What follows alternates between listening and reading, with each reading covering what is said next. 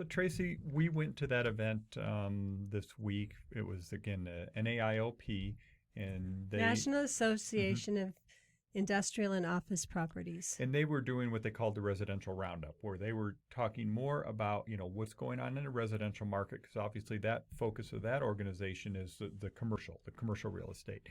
Um, so they were talking to residential builders, residential home builders, as well as a guy from was it Titan Development Titan that Development. does multifamily development. So those are, you know, multifamily buildings, apartment buildings, stuff like that.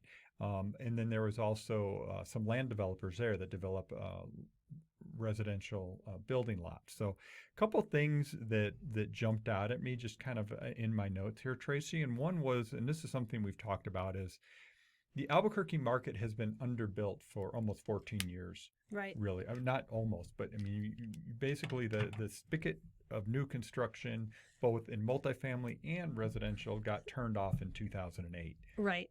And what happened was there was a lot of land that was just had been developed, ready to go, and it's taken a long time to work through all that developed land that was there.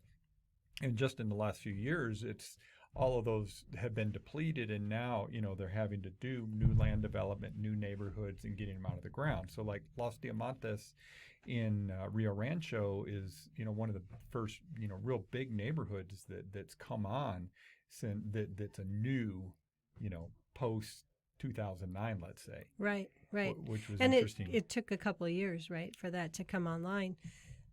The other thing that I heard a few times was we, meaning the building industry, couldn't overbuild residential, either multifamily or single family, if they wanted to.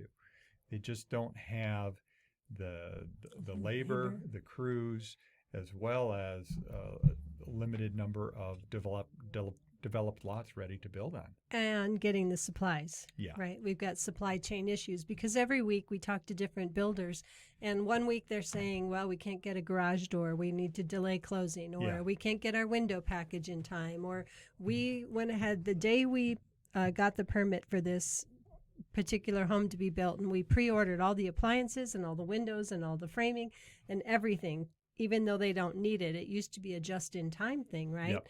Where they would order them knowing that 3 weeks out they were going to be ready for them and that they could get them in that time. And now they're ordering, some of the builders are ordering it all right up front and just like storing it if it actually comes in when they need it. It's interesting, just a side note on that. I saw a different presentation here the other day talking about the supply chain issues, and it had the photo of the port of Shanghai with all the ships that are just sitting there, and that the speculation is late this year, early next year, suddenly we're going to have a lot of materials available, a lot of things that have been held up.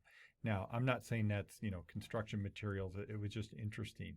I'll give you one other anecdote on that, which was I ordered some kitchen cabinets for a home we are fixing, and I just bought the standard kind of cabinets, nothing special, and it was 2 to 3 weeks, right? Not bad, about a month. I think is what it's going to end up being to get some kitchen cabinets, but they weren't anything special. They're kind of standard.